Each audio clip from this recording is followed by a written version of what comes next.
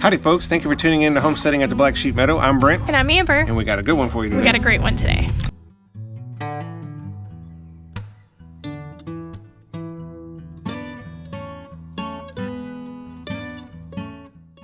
So we're going to go over our 6 store-bought garden soil tests this week.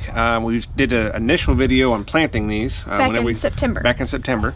And every container that you see behind us here has a different type of garden soil. They've all had equal amounts sun, equal amounts water, 2 cabbage plants per container. The only thing different in between these plants is the garden soil itself. Every other extremity was the exact same. And in this particular test, we focused on the more high-end or specialty soils that you can purchase. So things more at your local nurseries that you can get your hands on, not so much of your standard Miracle-Gro, Vigoro, stuff like that. So this was more of your higher end specialty products that we could get. So before we get into the soil test, let's talk about where we're at on the homestead this week. Yep, so this week we experienced 25 degrees Monday morning. So that means our potatoes were done and our tomatoes were also done. Correct. But we were able to harvest what we could out of our tomatoes. And we got potatoes. Potatoes, yeah. Sorry. Potatoes, these are potatoes. And we got a pretty good harvest. The potatoes really needed several more weeks. They needed more daylight. More daylight hours. Shorter days really affecting the growth of the plant. So. Which was a real shame because when we were harvesting these, the root systems on these potato plants were extremely healthy. I was very impressed with the root systems on each of the plants. They're not the huge, big ones that you know we want, but they will be delicious, and we will have fresh potatoes this winter. So to go along with our first freeze, we've also had our first broken pipe of the year, which I had to tend to first thing Monday morning, which is also why we're going over our soil test now with the cabbage plants. They are not quite at full maturity yet. We're still, I think, 15-16 days away from January 1st, which we'll have cabbage for New Year's Day. So we will. Let's get into it. All right, so we've taken all of our containers and labeled them 6 through first place. We're going to start at the bottom of the list with number 6. Which was this one? Yeah, and that's a Landscaper's Pride Magic Soil. It's labeled organic. It's not the OMRI certified, but at the end of the day, this particular soil just did not make the cut. No, it didn't. It's more mulch-like. It's not something that I would have picked on site. Primarily wood chips. Yeah, a lot of wood chips, heavy wood chips on this.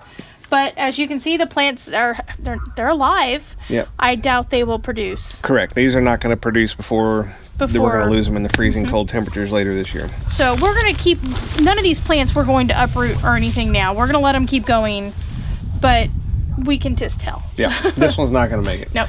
So if we get into garden soil number 5, I'll move y'all in. Yeah. Garden soil number 5 starts to produce a little bit better, but yet once again, this cabbage plant is not going to produce a head of cabbage this year or even in this growing season.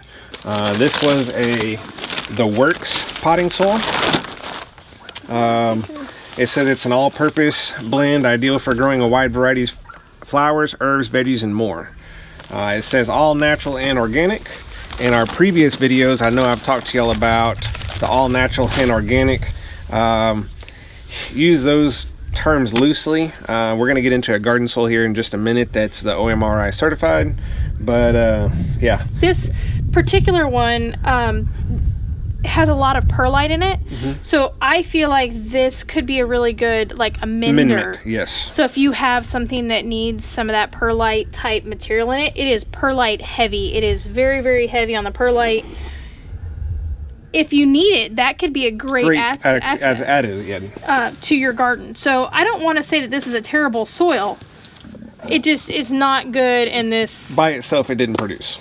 Yes. So okay. let's get on to number 4. Yeah. All right, so here we are at our 4th place garden soil test. And this is where we're starting to produce actual cabbage heads. Both of these plants are producing a cabbage head, and we will be able to harvest and enjoy both of these plants. Correct. So this was This is a Baccto Veggie mix. It's OMRI listed, not OMR certified. So that's something to take note there. Definitely. Once again, I'm not completely sold on all the organic listings that you can buy in the store. I think a lot of that's just sales pitches. So in this one, it looks like it's a pretty good mix. There's not any of the perlite or anything like that in here. Yep. There's definitely some peat moss. Yes. Or some cocoa core, or a mixture something of that nature. Of that nature in here. Very, very nice soil. We are definitely getting 2 very healthy heads of cabbage. Yep. So let's move on to number 3. All right, so we are at our 3rd place soil test. Now, we got caught up in a little bit of a rain shower, so we had to stop for a second. But it's still drizzling a little bit. It's a very dreary day here. So, 3rd place soil test. This is coast of Maine. This was a very expensive garden soil. I want to say almost $30 for a 2 cubic foot bag. I believe this was the most expensive one, and I really, because of the price, I wanted it to do... Well, I really didn't want it to do that well because I didn't want to buy it. Correct. That being said, this is 3rd place. Obviously, there's a 2nd and 1st place in front of this. I believe this soil would have done better if I was not doing it in this style of experiment. Correct. Every one of these soils had the exact same, we have a drip irrigation system on them. Every one of them had the exact same amount of water every single day. This soil retained moisture far superior than any other garden soil we've ever tested. Yeah, if I were to grab some of the soil right now, I mean, it is very, very, very saturated versus the one right next to it, or even farther down where there's leaves covering it. This soil just retains moisture at a very high rate compared to the other ones, and I feel like that might have stunted this a little bit. Correct, especially early on. So once again, it's got a perlite in it. I don't believe it had a vermiculite in it, but it had a perlite moisture retainer. Whatever else is in this soil does an extremely good job at retaining moisture. So, I would feel very comfortable with this soil, especially in the heat of summer in central Texas. Right. So this soil might definitely have a place in your garden if you need that moisture retention for a particular plant or your area. All right. So for our 2nd place, we have our local nursery to us. It's Plants and Things in Brenham, Texas, and Miss Thelma turned us onto this. This is her mixture of basically all the garden soils that she has. She uses a cotton burr compost, a Nature's Blend all-purpose for raised beds, and a raised bed mix. These are all equal parts. Well, not equal parts. It's one bag of each mixed. They are not the same size bags. Correct. So it's like a 1.5 cubic foot, 2 cubic foot, all mixed. But 3 bags all together generates her mix. Yes. The only reason she is not winning 1st place in this 6th soil test is because her plants, or the plants that are in her garden soil, have not headed as large as the plants in the 1st place test. And the only reason, because I think the plants look absolutely fabulous in her mix, and I am pleased beyond belief with her mix.